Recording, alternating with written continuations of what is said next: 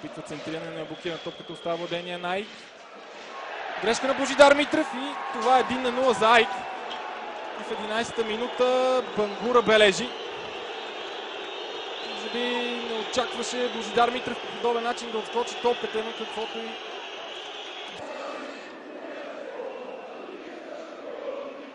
Йолов към Тасевски, има пространство пред Дарко Тасевски, Жозиньо е вляво, паса е за Герард Дембеле, дали не е твърде дълга топката, не успя да настигне французи. Футболисти с дори Дарко Тасевски и Владо Гачев се набиват на линията на защитата и е много трудно да се отиграе с тях. Минев центрира Герард Дембеле, има засада. Много бързо вдигна арбитъра своя флаг, още преди Герард Дембеле да играе с топката. Този път се видя. И има право. Френският нападател на Левски определено бе зад гърба на последния защитник.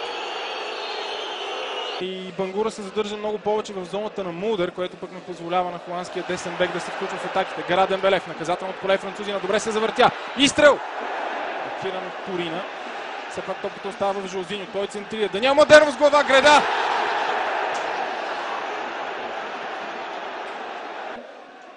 Дали обаче ще справи с Йохансон бразилец. Обърна се лице срещу него и мина покрай левия бек. Жозиньо, добър изстрел!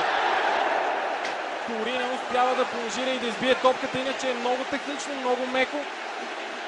Жозиньо насочи топката в долния десен ъгъл на вратата. И ако не бе на места на вратаря, това щеше да бъде изравнителен гол.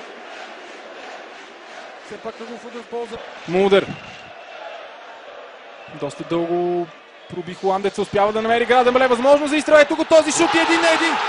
Резултатът е изравнен от Даниел Младенов в 49-та минута. Сините успяват да стигнат до изравнителен гол. Великолепно изпълнение на десния полузащитник на Левски, но и работата на Герард Дембеле също заслужава похвали, както и на Дъстин Мулдър. Въобще е много добра атака. Развиха сините. Проби холандеца отдясно, центрира. Герард Дембеле се ориентира по изключително добър начин и подаде към Младенов, за който остана да отправи силен и точен изстрел и той го направи. Резултатът е изравнен. Ето, че стана точно така, както трябва. Бърз гол за Левски в началото на второто полувреме. Сега определено сините ще имат доста сериозен импулс в играта си. Това трябва да бъде нарушение. Няма обаче отсъди, това сигурно ще освободи повече Мулдър за действие в взимен план. Жозиньо. Герард Дембеле иска пас. Жозиньо връща назад към Тасевски. Той може да стреля. Забави се обаче Тасевски. Все пак пас за Жозиньо. Бразилецът ще настигне топката. Центриране. Не е излезла тя. Младенов за Дембеле. 2-1 за Левски. 51-а минута. Само за 2 минути сините постигнаха пълен обрат.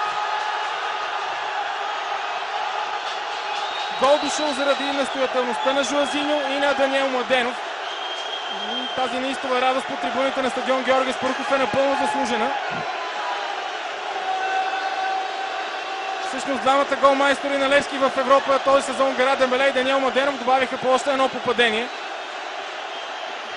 Чудесно. Ето, че само за 2 минути резултата бе обърнат и сега Аик е този отбор, който трябва да атакува. Чудесно начало за Левски на второто полувреме.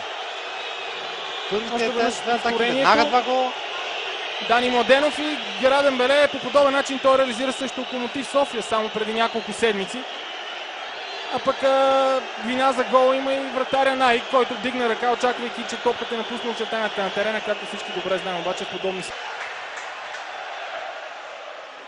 Има нужда от добри изяви, за да може да се успокои и да добие отново самочувствие, което беше по-нарушено след първото полувреме. Тасевски. Много добре се измъкна. Герард Дембеле е вляво. Трябва да получи пас. Шанс за трети гол за Левски. Герард Дембеле. Блокиране, добавка.